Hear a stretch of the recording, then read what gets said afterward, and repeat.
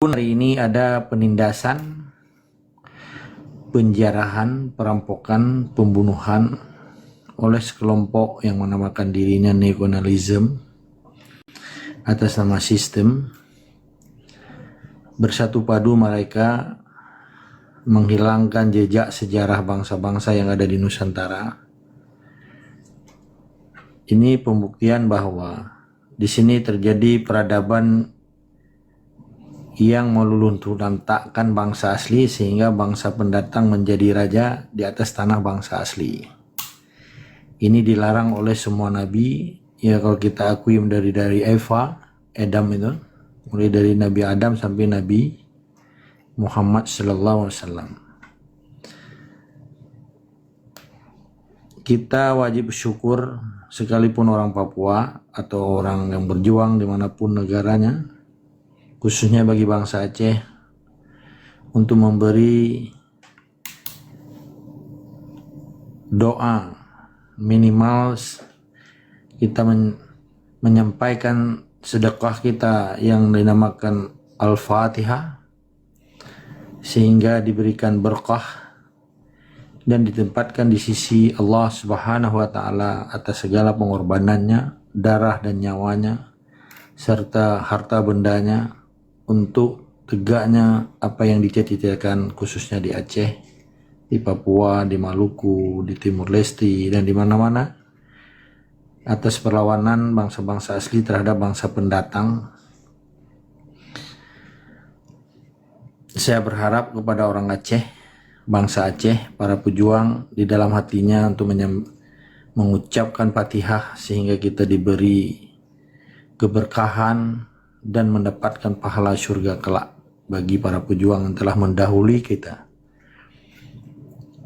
Bismillahirrahmanirrahim. Ila datin Nabi Mustafa Rasulullah wa ala alihi wasallam. Al-Fatihah.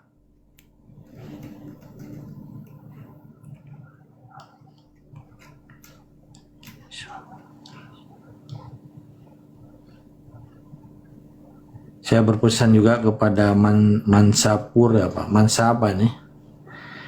Yang dari Papua. Tetap harus kita berdoa semoga perjuangan bangsa Papua, Maluku,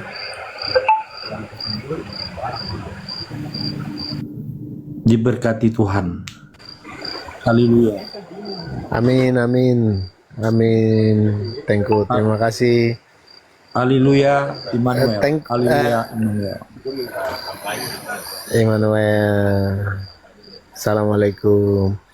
Tengku, jadi saya pakai Mansapur. Mansapur itu dalam konteks bahasa negara Papua, dia akan menggunakan bahasa dari salah satu suku yang ada di Papua. Jadi bangsa negara West Papua dia akan menggunakan bahasa Biak dari suku Biak karena secara hukum internasional atau pengambilan bahasa dalam konteks negara, dia akan melihat kepada satu suku yang mempunyai satu bahasa yang sama. Jadi saya pakai Mansapur itu, Mansapur kami di dalam budaya di dalam kesukuan itu bahasa Biak itu salah satu suku yang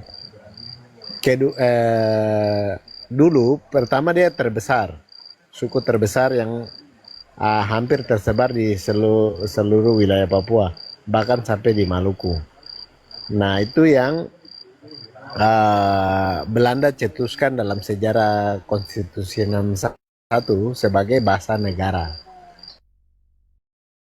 Tapi ya kami tidak bisa memprediksikan bahwa nanti terjadi negara ini kami akan menggunakan bahasa apa. Tapi kalau melalui sejarah sejarah berdasarkan konstitusi 61, Biak adalah bahasa Biak adalah bahasa negara bangsa West Papua, seperti itu. Jadi Mansapurani itu dia dalam bahasa konteks kesukuan bahasa Biak itu disebut burung elang. Dia burung. Baik, terima kasih. Ya, elang. Mansapur atau burung elang. Seperti itu.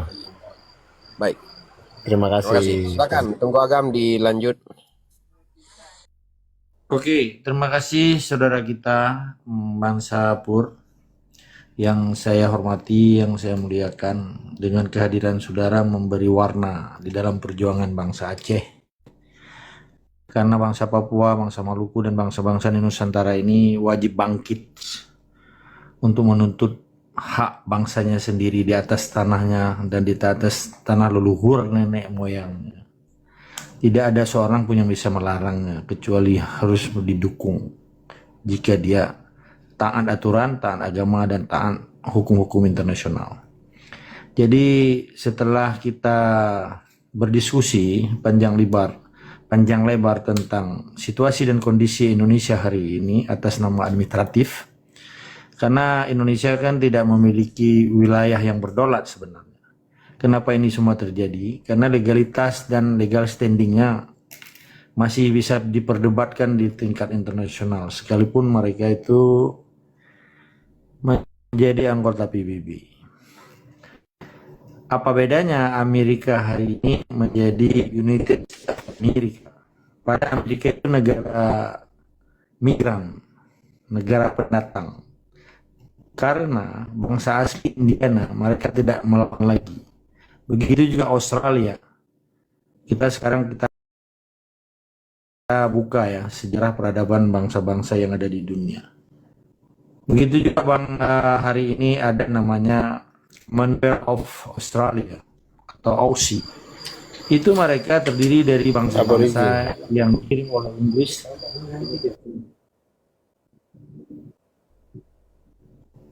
Di Australia itu ada bangsa asli yang namanya Aborigin. Mereka sekarang tidak melawan. Maka terbentuklah Australia Raya di bawah Commonwealth Inggris, negara persemakmuran. Dan yang saya tahu, negara persemakmuran yang ada di dunia ini di bawah kerajaan Inggris Raya, United Kingdom of British, ini terdiri dari beberapa bangsa di sana. Bangsa Wales, bangsa Irlandia, bangsa Dublin, bangsa Scotland, Inggris Raya, dan seterusnya. Jadi ketika kita lihat latar belakang pembentukan Indonesia yang diciptakan oleh Soekarno, yang di belakangnya Yahudi Amerika dan di belakangnya Yahudi Eropa, ini salah satu tindakan yang telah disetting, yang telah secara sistematis oleh kekuatan Barat yang hari ini disebut Eropa Uni atau NATO, sehingga kekuasaan itu diberikan kepada orang yang mayoritas Pulau Jawa karena mudah diatur. Jadi seluruh kesultanan Islam yang mayoritas berada di bawah Nusantara ini akhirnya dilenyapkan. Seluruh raja asli itu dibunuh. Dibentuklah raja-raja pura-pura. Yang hari ini tidak aneh kalau kita lihat di Aceh itu ada raja pura-pura. Itu madeinnya Belanda, madeinnya Indonesia. Kenapa? Masa raja memiliki bendera merah putih? Masa raja di Aceh memiliki simbol-simbolnya Indonesia yang hanya negara baru? Nah, di sini pemutarbalikan fakta sejarah yang sengaja disetting secara sistemik sehingga generasi muda di Aceh, apakah seluruh Nusantara, akan menjadi sesuatu hal yang tidak aneh. Karena di sekolah sendiri pun, di sekolah umum, itu diajarkan melalui doktrin-doktrin, melalui kurikulum. Jadi ketika kita menceritakan sejarah peradaban bangsa Aceh, bangsa Melayu Deli, Melayu Pekanbaru, Melayu Sriwijaya, dengan kesultanan-kesultanan yang ada di seluruh Nusantara sampai bangsa Jawa, bangsa Sunda, bangsa Betawi, bangsa Madura, bangsa Dayak, bangsa Borneo, bangsa Mula Warman, itu ada kerajaan-kerajaan Hindu tertua, dia ada di Kalimantan, Sulawesi, bangsa Bugis, bangsa Polopo, bangsa Bone, bangsa Paripari, bangsa Manado, bangsa Pakfak, sampai berapa banyak suku bangsa yang ada. Seperti saudara kita jelaskan tadi, di Papua itu ada terdiri hampir 17 suku bangsa. dari Siak, dari Sorong, dari Biak, dan seterusnya. Jadi ketika dunia internasional di dalam United States of America, di dalam United States, United Nation, di dalam United Nation, itu sengaja dengan dibentuk satu badan khusus yang disebut dengan Indigenous People. Di situ ada kemuliaan, dihargai bangsa-bangsa asli yang ada di dunia, berkumpul di satu lembaga PBB, pada setiap tahun dirayakan dan dimuliakan bangsa-bangsa pemilik tanah moyangnya, leluhurnya. Itu kemarin yang dilakukan 2 minggu penuh, mulai dari tanggal 14 April hingga 2 Mai. Salah satu tokoh kita, pejuang Aceh, Tengku Fajri dan Tengku Hanif, dan pejuang dari Papua, dia melakukan tindakan kebangkitan perjuangan bangsa Papua dan bangsa Aceh, plus apakah bangsa-bangsa yang lain yang ada di dunia ini. Ini bukti real bahwa tidak bisa dibantahkan. Hak bangsa asli itu harus dihargai dimanapun, bukan cuma hanya di Nusantara, tapi seluruh dunia yang ada di planet bumi. Karena belum ada manusia di planet lain. Kita cerita ini di planet bumi. Kalau ada pun rintangan dan tantangan di dalam perjuangan Aceh, baik perjuangan Papua, baik perjuangan bangsa-bangsa yang akan sadar nanti. Sekalipun bangsa Jawa itu berhak dia merdeka atas namanya bangsa Jawa, bangsa Sunda, bangsa Betawi di Pulau Jawa. Ini hak bangsa itu. Karena Indonesia salah satu bentuk administratif yang dikelola berdasarkan pemerintahan. Tetapi wilayahnya itu wilayah bangsa-bangsa yang ada hidup jauh sebelum Indonesia ada.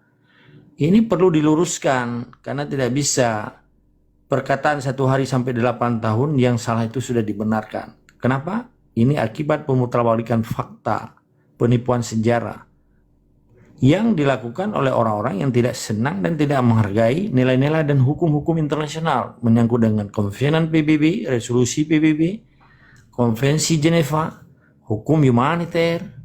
Nah, ini sebenarnya harus diajarkan kepada para pejuang, anak-anak generasi penerus. Itu masuk kategori kaderisasi. Maka perlu para pejuang Papua, pejuang Maluku, pejuang Aceh, pejuang Jawa Barat, Jawa Timur, Sunda, dan seterusnya. Ini memberi fakta bahwa selama 80 tahun Soekarno menciptakan sistem Indonesia, ternyata Soekarno gagal menciptakan keamanan dan kemakmuran di tanah bekas jajahan Belanda. Kalau Aceh sebenarnya tidak ada urusan dengan sistem penjajahan Belanda ataupun sistem Indonesia.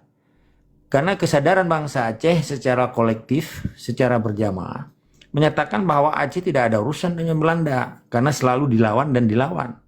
Sekalipun saya dengar tadi saudara kita Mansapur bahwa dianggap Belanda itu menjadi tokoh guru atau guru pembaharuan di tanah Papua. Itu hak bangsa Papua. Kalau kami tidak ada urusan apa-apa, sekalipun Belanda telah menyatakan perang terhadap kerajaan Islam Aceh, United Kingdom of Islam Country terhadap Aceh oleh Belanda pada tanggal 26 Maret 1873, Declare of War atau disebut dengan bahasa Belanda Perklaring Oorlog, itu dinyatakan oleh kerajaan Belanda terhadap Aceh. Kenapa? Karena seluruh wilayah Selat Malaka itu geopolitiknya dikuasai oleh kerajaan Islam Aceh. Sehingga kekuatan imperialisme gaya lama yang tidak ada hubungannya dengan sistem kapitalisme hari ini, itu menandakan bahwa Belanda telah melakukan pelanggaran hukum dan pelanggaran teritorial dan pelanggaran perairan, authority maritim. Ini perlu diluruskan di tingkat internasional. Apabila nanti Aceh sudah merdeka, ini Belanda harus mengganti kerugian bangsa Aceh. Indonesia juga demikian, karena mereka telah melanggar hukum-hukum internasional. Kenapa hari ini terpuruk perjuangan Aceh, perjuangan Papua, perjuangan bangsa-bangsa di Nusantara? Karena dominasi kekuatan Yahudi di dunia hampir 450 tahun dikuasai dunia. Ini semua para pejuang harus tahu. Dominasi Yahudi Amerika, dominasi Yahudi Eropa, apalagi terjadi kekuatan sentral hari ini di Tel Aviv, di Israel. Dan Israel menjadi tonggak pertaruhan bangsa-bangsa di Arab itu oleh Yahudi yang tidak mengindahkan nilai-nilai kemanusiaan. Apa yang terjadi hari ini? Peperangan yang tidak akan berakhir, sementara Badan Dunia Internasional, United Nations, 149 negara telah mengakui kemerdekaan Palestina. Tapi ternyata Netanyahu hari ini sebagai Perdana Menteri Israel tidak pernah mengakui itu. Maka ketika satu bangsa tidak akan pernah menghargai bangsa aslinya, itu namanya kebiadaban dan kezaliman. Maka bangsa asli harus berjuang. Bagaimana cara berjuangnya? Pertama, memang harus dirangkul. Kedua, harus dipukul. Itu dua sistem, nggak ada di dunia ini sistem lain. Dirangkul tidak bisa, harus dipukul. Jadi harus ada kekuatan. Tidak mungkin setelah kita berbaik hati, seperti apa yang diceritakan oleh saudara kita dari Papua tadi, banyak bangsa Papua berbaik hati terhadap orang-orang asing. Ternyata Papua merasakan kebaikan itu seperti kebaikan bangsa Aceh juga. Jauh sebelum Indonesia merdeka, masih merangkak, masih miskin, orang Aceh sudah kumpul emas, menghadiahkan emas, menghadiahkan pesawat, mau bantu Indonesia, ternyata semua dibalas dengan tuba. Air susu itu dibalas dengan tuba. Ini satu kebiadaban dan pengkhianatan terhadap suatu bangsa oleh bangsa baru yang namanya Indonesia. Jadi perlu diluruskan sejarah peradaban bangsa. Poinnya, satu, semua bangsa-bangsa yang ada di Nusantara harus bangkit melawan. Kalau cuma bangkit tidak melawan, percuma saja. Maka ketika bangsa itu disatukan di dalam satu wadah perjuangan, apa faktor utama yang harus dilakukan? Pertama, bangsa itu harus sadar. Kedua, bangsa itu harus tahu siapa musuhnya dan siapa lawannya. Ketiga, bangsa itu harus punya konsep untuk menjalankan perjuangannya, khusus di Aceh. Konsep apa? Konsep fisabilillah, jihad dan syahid. Untuk menegakkan amar ma'ruf nahi mungkar demi kepentingan tanah nenek leluhurnya. Yang diperjuangkan adalah haknya, hak bangsa Aceh, hak bangsa Papua, hak bangsa-bangsa yang ada di Nusantara. Tidak ada sedikit pun dilanggar apakah hukum konvensional, hukum dunia ataupun hukum agama. Saya tahu di Papua itu mayoritas Kristen. Mereka memiliki kitab Injil atau Bible. Tidak ada di dalam kitab Injil itu disuruh saling membunuh. Kenapa ada satu bangsa ingin membunuh dan merampas harta orang lain demi kepentingan bangsanya? Kenapa dia diperjualbelikan agamanya demi kepentingan yang tidak jelas? Apa yang terjadi di Aceh? Pembunuhan. Apa yang terjadi di Papua per detik hari ini? Pembunuhan. Ada agama yang menyuruh untuk saling membunuh, saling merampas atas nama negara? Tidak ada. Kenapa ini dilakukan? Nah, inilah perlu penyadaran. Sehingga kita berdoa dan berjuang supaya bangsa itu sadar bahwa itu bukan miliknya. Jadi poinnya apa? Semua para pejuang harus benar-benar tindakannya pertama harus sadar, menyadarkan diri karena kesadaran suatu bangsa adalah bagian daripada kebangkitan sebuah perjuangan. Kedua, kita harus tahu siapa musuh dan lawan. Ketiga, kita harus melawan atas nama kebenaran sebagai pemilik hak bangsa asli yang dilindungi oleh hukum internasional, Konvenan PBB, Resolusi PBB, Konvensi Jeneva, hukum humaniter. Demikian yang bisa saya sampaikan, bisa kita diskusi. Tetap semangat istiqomah, wajib lawan kezaliman di muka bumi ini.